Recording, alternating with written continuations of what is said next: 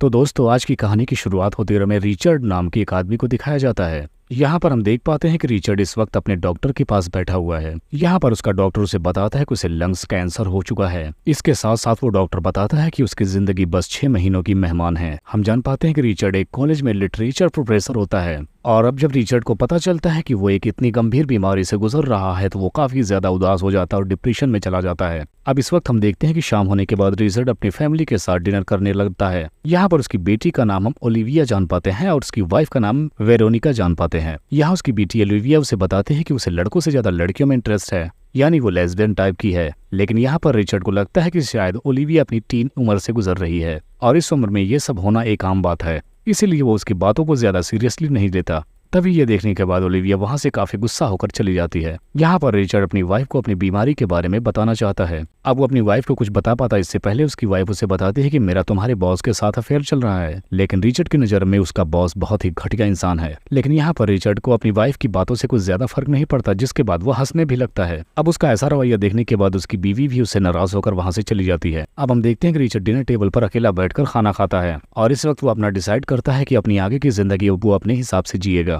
अब अगली सुबह हम उसे क्लास में देखते हैं जहां पर वो अपने सारे स्टूडेंट्स को क्लास से बाहर कर देता है। अब रिचर्ड की ऐसी बात सुनने के बाद सारे लड़के वहां से चले जाते हैं और इस वक्त उसके क्लास में बस उतने ही बच्चे बचते हैं जिन्हें रिचर्ड के पढ़ाने का अंदाज बहुत पसंद है। अब अगले सीन में हम देखते हैं कि रिचर्ड अपने एक दोस्त पीटर से जाकर मिलता है और उसके साथ ड्रिंक करता है और वो उससे कहता है कि मुझे अगले कुछ दिनों के लिए अब छुट्टी चाहिए। लेकिन तब उसका फ्रेंड उसे बताता है कि तुम्हें अभी छुट्टी नहीं मिल सकती। तब जाकर पीटर उसे अपने लंग्स कैंसर के बारे में बताता है। ये सुनने के बाद उसके दोस्त पीटर को काफी ज्यादा दुख होता है। तब उसका दोस्त उसे कहता है कि मैं पूरी कोशिश करूंगा कि तुम्हें छुट्टी मिल ही जाए। अब अगली सीन में हम रिचर्ड को वेरोनिका के साथ देखते हैं। यहाँ पर रिचर्ड वेरोनिका को अपनी बीमारी के बारे में बता ही देता है और उसे हिदायत देता है कि वो इसकी वाइफ ओलिविया को इसके बारे में कुछ भी ना बताए, जिसके बदले में वो वेरोनिका को हेनरी के साथ घर चलाने की पूरी आजादी दे देता है, क्योंकि अब रिचर्ड भी वेरोनिका के साथ खुश नहीं था। जिसके बाद ये दोनों खूब सारा ड्रिंक करते हैं और यहाँ पर पूरी तरीके से नशे में डूब जाते हैं। अब शाम के टाइम हम ओलिविया को देखते हैं जो अपनी फ्रेंड को अपने साथ अपने घर लेकर आती है, जिसके साथ ओलिविया इस वक्त रिलेशन में होती है।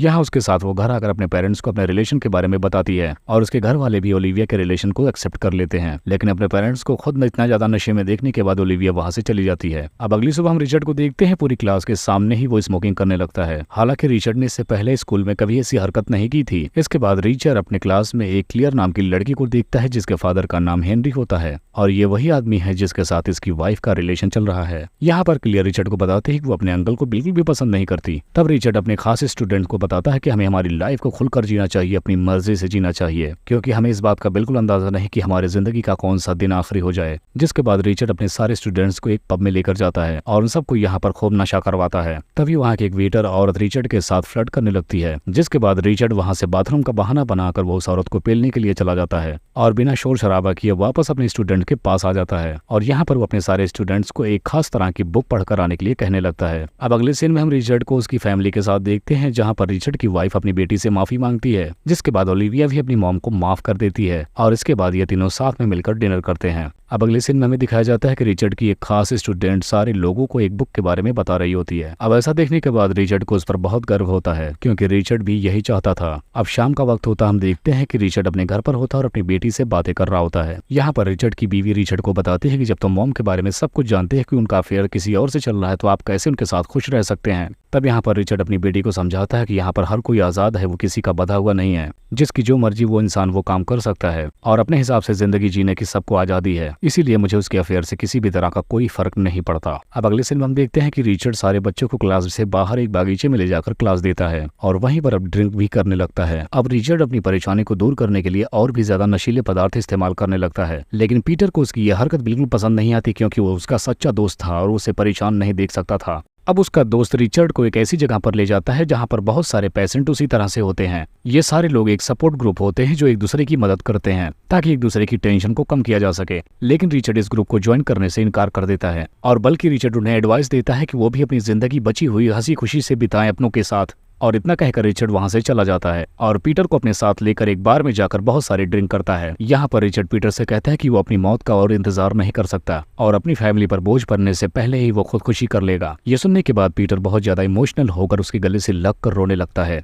तभी वहाँ पर क्लियर आ जाती है, जिसे देखने के बाद पीटर अपने घर चला जाता है। लेकिन उसके दोस्त के कहने के बाद कि क्लियर बार में अकेली है तो रिचर्ड उसे संभालने के लिए वहाँ पर चला जाता है। तब यहाँ पर दोनों कुछ देर तक बातें करते हैं और यहाँ पर क्लियर रिचर्ड की बातें सुनने के बाद उसकी बातों से बहुत ज्यादा इंप्रेस्ड हो जाती है और फिर रिचर्ड को अपने साथ डांस करने के लिए कहने लगती है, जिसके बाद रिचर्ड उसके साथ डांस भी करता है। तभी यहाँ पर क्लियर रिचर्ड को किस करने वाली होती है, लेकिन इसी वक्त रिचर्ड की हालत खराब होने लगती है और उसे हॉस्पिटल में एडमिट करा दिया जाता है। जिसके बाद रिचर्ड अपने अंतिम समय के लिए हेनरी से छुट्टी मांगता है। हालांकि हेनरी पहले से छुट्टी नहीं देता, लेकिन रिचर्ड के काफी रिक्वेस्ट करने के बाद वो मान जाता है। जिसके बाद रिचर्ड अपने स्टूडेंट्स के पास आता है, जहाँ पर उसके स्टूडेंट्स उसे उसकी आखिरी स्पीच देने के लिए कहने लगते हैं। जिसके बाद रिचर्ड यहाँ पर अपनी जिंदगी के बारे में बताता है और बाकी लोगों को जिंदगी कैसे जीनी चाहिए इस बारे में भी बताता है। वो कहता है कि हमें अपनी जिंदगी खुलकर अपने हिसाब से जीनी चाहिए, हमें अपनी किसी भी ख्वाहिश को दबानी नहीं चाहिए, बल्कि हमें अपनी जिंदगी के हर एक दिन और हर एक लम्हे को अच्छे से एंजॉय करना चाहिए। जिसके बाद हम देखते हैं कि अब रिचर्ड की हालत हद से ज्यादा बिगड़ने लगती है। जिसके बाद रिचर्ड पीटर को चर्च में चलने को बोलता है तो पीटर उसे चर्च में लेकर आता है।